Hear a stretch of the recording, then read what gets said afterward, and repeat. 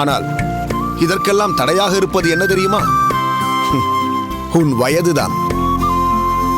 என்னையே நீ இதற்கு உதாரணமாக எடுத்துக்கொள்ளலாம்.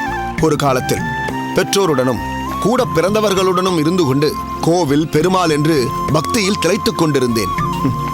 பெருமாளுக்கு அவ்வேளையில் நான் எந்த கைங்கரியமும் செய்யவில்லை. என் சகோதரர்கள் கூட என்னை சற்றே ஒதுக்கி வைத்துத்தான் பார்த்தார்கள். ஆனால் அவர்களின் எண்ணமும் ஒரு நாள் மாறியது. காலம் என்னை அவர்களிடமிருந்து பிரித்தது.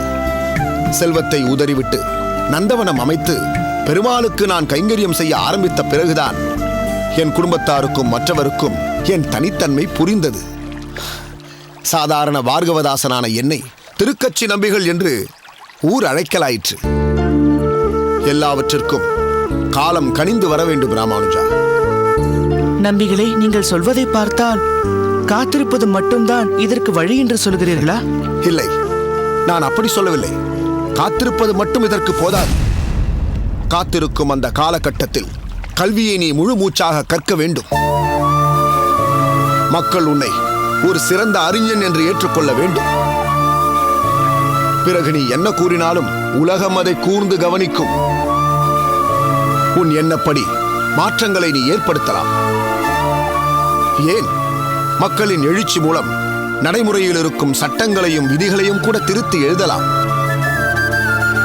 இன்று மக்கள் உன் எண்ணங்களை மதிக்கவில்லையே என்று நீ கல்வியை அலட்சியப்படுத்துவாயே, ஆனால் உயர்ந்த உன் எண்ணங்கள் இந்த உலகத்திற்கு போய் சேராது. என்னை மிகவும் யோசிக்க வைத்து விட்டீர்கள் நம்பிகளே. உன் அப்பாவும் அம்மாவும் கூட இதையேத்தான் உனக்கு சொல்லி இருப்பார்கள். சில சமயம் பெற்றவர்கள் சொல்வது பிள்ளைகளுக்கு காதில் ஏறுவதில்லை. மற்றவர்கள் சொல்வது சுருக்கென உரைத்துவிடும். அப்படித்தான் இதுவும். விஷயங்கள் ஒன்றுதான், ஆனால் எடுத்துச் சொன்னவன் மூன்றாம் மனிதனான அடியேன். அதுதான் உன்னை இப்பொழுது யோசிக்க வைத்திருக்கிறது. ஆமாம், நீங்கள் கூறுவது முற்றிலும் உண்மைதான். ராமானுஜா, நீ கல்விகளில் சிறந்த ஒரு அறிஞனாக வா. இந்த உலகம் நிச்சயம் உன்னை ஏற்றுக்கொள்ளும். இன்று இந்த சிறுவன் ராமானுஜன் நாளை உலகம் போற்றும் ராமானுஜராக மாறுவார். புரட்சி செய்து நீ உலகத்தை நல்வழிப்படுத்துவாய் என்ற நம்பிக்கை அடியேனுக்கு இருக்கிறது. இந்த நம்பிக்கை உண்மையாக போவது உன் உறுதியான உள்ளத்தில்தான் இருக்கிறது.